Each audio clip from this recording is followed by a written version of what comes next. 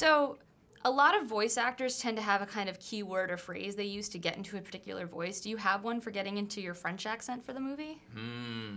No, I don't know if I did. I don't think so.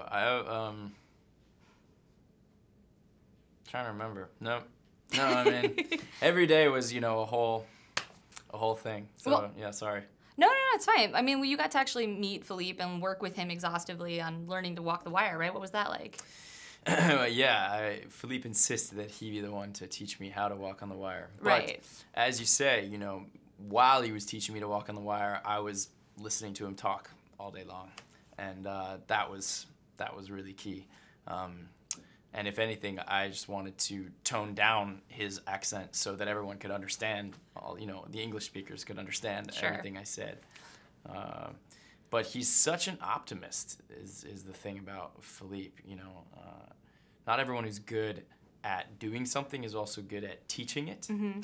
And because he's such a positive thinker, he was convinced that I'd be able to get up on that wire and walk by myself, and he ended up convincing me, and once I believed in myself, then, you know, I was able to do it. Yeah, I heard you were able to go up to 7 feet off the ground?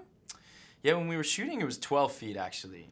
When at our workshop with Philippe and me, that it was 7 feet. When we were shooting, it was 12. So was that a surprise to you? They were just like, no, 12's better for the camera. You're just like, I guess. It wasn't a surprise because it was all pretty well planned out, and I was practicing beforehand. And I know 12 feet certainly sounds like nothing compared to 1,300 feet, which is where Philippe was when he was walking between the towers. Sure.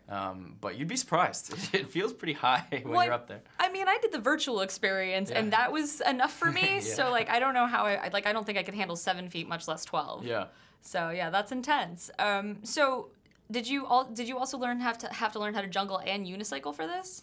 I could juggle a bit, and the unicycling was above my pay grade. I focused more on the wire than the unicycle. So Okay. that's movie magic. Okay, all right, fair enough. So, but in this movie, you convincingly, without the aid of stunts or whatever, you wire walk, you unicycle, you juggle, you speak in French, speak in a French accent. Is this your Oscar movie? I don't know, but I'm flattered you would ask. Thank you. So, for you, what was the most challenging aspect of all these things?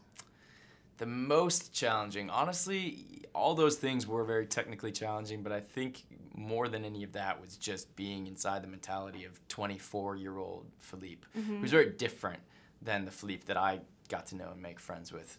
24-year-old Philippe is a high-intensity, high-anxiety young man who, on the one hand, is brilliant and driven, and on the other hand, is losing his mind. And that headspace is draining to spend all day in, and I didn't mind doing it because I love those kinds of characters in movies. Sure. Like Mr. Zemeckis recommended that I watch Patton. I don't know if you've ever seen that movie. I have. George C. Scott plays Patton, or Amadeus. You know, these movies about individuals who are brilliant on the one hand and insane on the other hand, and yet all the more kind of lovable for their insanity in a bizarre way. And yeah, that's what we were going for. Okay, great. Thank you so Thanks. much.